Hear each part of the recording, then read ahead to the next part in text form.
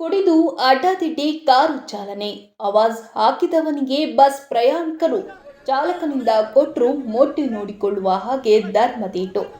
ಕುಡಿದ ಮತ್ತಿನಲ್ಲಿ ಅಡ್ಡಾದಿಡ್ಡಿ ಕಾರು ಚಾಲನೆ ಮಾಡಿ ಸಾರಿಗೆ ಬಸ್ಗೆ ಅಡ್ಡಲಾಗಿ ಕಾರು ನಿಲ್ಲಿಸಿ ಆವಾಜ್ ಹಾಕಿದವನಿಗೆ ಬಸ್ ಚಾಲಕ ಹಾಗೂ ಪ್ರಯಾಣಿಕರು ಹಿಗ್ಗಾಮುಗ್ಗ ಥಳಿಸಿದ ಘಟನೆ ಆಲೂರು ತಾಲೂಕು ಬೈರಪುರ ಬಳಿ ರಾಷ್ಟ್ರೀಯ ಹೆದ್ದಾರಿ 75ರಲ್ಲಿ ನಿನ್ನೆ ರಾತ್ರಿ ನಡೆದಿದೆ.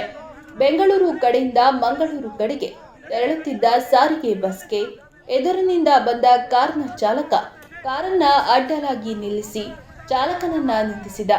ಇದಕ್ಕೆ ಪ್ರತಿಯಾಗಿ ಬಸ್ನ ಕೆಲವು ಪ್ರಯಾಣಿಕರನ್ನ ಕೆಳಗಿಳಿದು ಕಾರು ಚಾಲಕನನ್ನ ನಿಂದಿಸಿದರು.